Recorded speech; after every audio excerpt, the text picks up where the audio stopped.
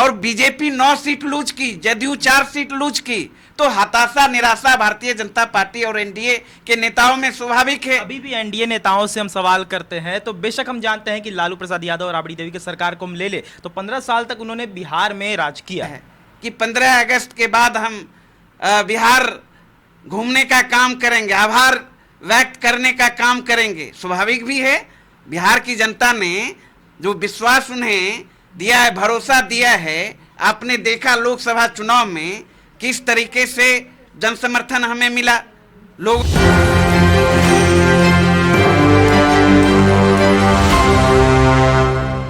नमस्कार, मैं नंदन, आप देख रहे हैं एक न्यूज़ 24। देखिए, बता रहे थे हमारे साथ जुड़े हुए हैं इस वक्त राजद के ही प्रदेश प्रवक्ता अरुण यादव जी। बात करेंगे सबसे पहले कि 15 अगस्त के बाद तेजस्वी यादव बिहार के तमाम जिलों में निकलकर यात्राएं करेंगे, कितने हद तक सफल हो सकेंगे? क्योंकि इससे पहले भी 3 मार्च पर अगर जाएं लोकसभा चुनाव से पहले तो उन्होंने जन विश्वास महारैली निकाली थी, लेकिन फायदा तो आप लोगों को कुछ ज़्यादा हुआ नहीं।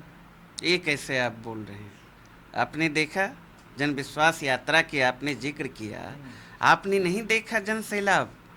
हर वर्ग के लोगों का जो जन समर्थन उन्हें मिला, दुनिया ने देखा। स्वतः स्फूर्त भीड़ तेजस्वी यादव जी को सुनने के लिए, देखने के लिए हर वर्ग के लोग, बुजुर्ग, नौजवान का प्यार न्योछावर था उनके प्रति, बड़ों का आशीर्वाद। आपने देखा 12-1 बजे 2 बजे रात में हुजूम, टॉर्च के लाइट में लोग सुनते थे, नौजवान सुनते थे, छात्र सुनते थे, महिलाएं सड़क पर होती थी। आपने नहीं देखा? अपार जन सैलाब उमड़ा। और तेजस्वी यादव जी के प्रति जो लोगों का स्नेह है, बिहार की जनता का, बिहार की जनता के बीच जो स्वीकार्यता है उनका, इसी का कारण तो है भारतीय जनता पार्टी इतने बौखलाए हुए हैं, बेचैन हैं। तो अभी देखिए, हमारे आदरणीय नेता ने सिर्फ मात्र घोषणा उन्होंने किया है, अपने कार्यकर्ताओं के बीच, नेताओं के बीच साझा किया है कि 15 अगस्त के बाद हम बिहार घूमने का काम करेंगे, आभार व्यक्त करने का काम करेंगे। स्वाभाविक भी है, बिहार की जनता ने जो विश्वास उन्हें दिया है, भरोसा दिया है। आपने देखा लोकसभा चुनाव में किस तरीके से जनसमर्थन हमें मिला, लोगों का प्यार मिला। हर लोकसभा क्षेत्र में भरपूर हर वर्ग के लोगों ने वोट देने का काम किया। इंडिया गठबंधन लड़ रही थी तेजस्वी यादव जी के नेतृत्व में, और आपने देखा 2019 के बनिस्बत 41 लाख वोट ज्यादा आया और हम 0 पर थे। 4 सीटें हम जीते और वहीं 1 दर्जन सीट बहुत कम मार्जिन वोट से हम हारे। तो और बीजेपी 9 सीट लूज की, जदयू 4 सीट लूज की, तो हताशा निराशा भारतीय जनता पार्टी और एनडीए के नेताओं में स्वाभाविक है। अभी भी एनडीए नेताओं से हम सवाल करते हैं तो बेशक हम जानते हैं कि लालू प्रसाद यादव और राबड़ी देवी की सरकार को हम ले ले तो 15 साल तक उन्होंने बिहार में राज किया, नो डाउट। लेकिन अगर बात करें विपक्षी नेताओं की, आपके विपक्ष के नेताओं की, तो अभी भी वो यही कहते हैं कि 90 से 5 का जो बिहार था, अगर वो किसी के मन में बैठा होगा तो वो कभी भी राजद को वोट नहीं देगा। अरे भैया, कैसे वोट? गरीबों का राज था। ये लोग जो प्रोपेगेंडा फैलाते हैं, अफवाह फैलाते हैं, जनता तो अब समझने लगी ना।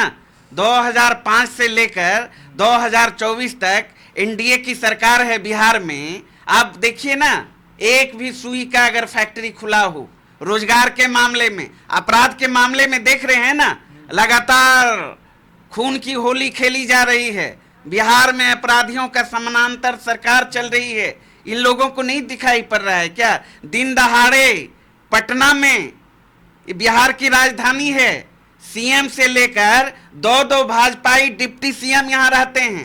बिहार सरकार के तमाम आला अधिकारी सुबह में घर में घुस कर अपराधी घटना को अंजाम दे रहा है, नहीं दिखाई पड़ रहा है। महाजंगल राज यह है। भ्रष्टाचार की आप बात करेंगे, 70 दिन के अंदर 3 पुल पुलियाएं ध्वस्त हो गया, खुलेआम भ्रष्टाचार हो रहा है। इस पर आते एक आखिरी सवाल लेंगे अरुण जी आपसे कि चलिए, सरकार बने हुए भी 1 महीना भी नहीं हुआ है, लेकिन अगर बात करें तो 10 दिनों में 3 एग्जाम कैंसिल हुए हैं, पुल 1 हफ्ते में 3 ध्वस्त हो गए हैं। लॉ एंड ऑर्डर जिस तरीके से बिगड़ी हुई दिख रही है वो हमें पता है, लेकिन अभी तो 4-5 साल उनके हाथ में है। 4-5 साल हाथ में, मतलब कि कहने का अर्थ यह है कि अभी सरकार बने 1 महीना भी नहीं हुआ है। किन सरकार की बात कर रहे हैं? एनडीए की सरकार की बात कर रहे हैं। 1 महीना सेंट्रल या यहाँ की? सेंट्रल की बात कर रहे हैं। हाँ, तो केंद्र की सरकार, ये थोड़े, मोदी जी को तो बिहार और देश की जनता ने नकार दिया है। एनडीए की सरकार है, नेंगरी लुल्ली सरकार है, बैसाखियों के सहारे चल रही है, कि ऑक्सीजन पर ये सरकार चल रही है। और किस दिन इस सरकार का आत्मा निकल जाएगा कोई नहीं बता सकता है। आप मतलब देख रहे हैं, टेम्पररी है बता रहे हैं जी, टेम्पररी बता रहे हैं। बिल्कुल ऑक्सीजन पे है, किसी भी दिन ये सरकार जा सकती है, क्योंकि अपने बलबूते तो है नहीं, जगजाहिर है। तो आप जहां तक अभी भ्रष्टाचार की बात कर रहे हैं, नरेंद्र मोदी जी के 10 साल के दौरान, अगर 7 साल की आप बात करेंगे, 7 साल के दौरान 70 परीक्षाएं में पर्चा लीक हुआ। नीट आपके सामने है, लगातार नेट का कैंसिल हुआ, नीट का सीबीआई जांच को देने का काम किया। पहले तो इनके शिक्षा मंत्री नकार रहे थे, इसमें कहीं कुछ नहीं हुआ है। बिहार में डबल इंजन की सरकार, 2 नंबर का जो डिप्टी सीएम है बिहार के, क्या क्या प्रवचन दे रहे थे, अब उनकी बोलती बंद है। सारा जो है शिक्षा माफियाओं का माइंड मास्टर जो है, सारा का सारा कनेक्शन भारतीय जनता पार्टी के नेताओं से आपने देखा। ये लोग वो बता नहीं पा रहे हैं संजीव मुखिया कौन है। संजीव मुखिया सबसे बड़ा माइंड मास्टर, शिक्षा माफिया, पेपर लीक करने का महारत हासिल है। आप, हाँ बिल्कुल, इससे पहले भी आप टीचर वाला में लीक किया, सिपाही भर्ती में लीक किया, नीट में भी उसका नाम आ रहा है। वो कौन है? वो उनका राजनीतिक संबंध किन से है? उनकी पत्नी 2020 के बिहार विधानसभा चुनाव में किस पार्टी से लड़ा था?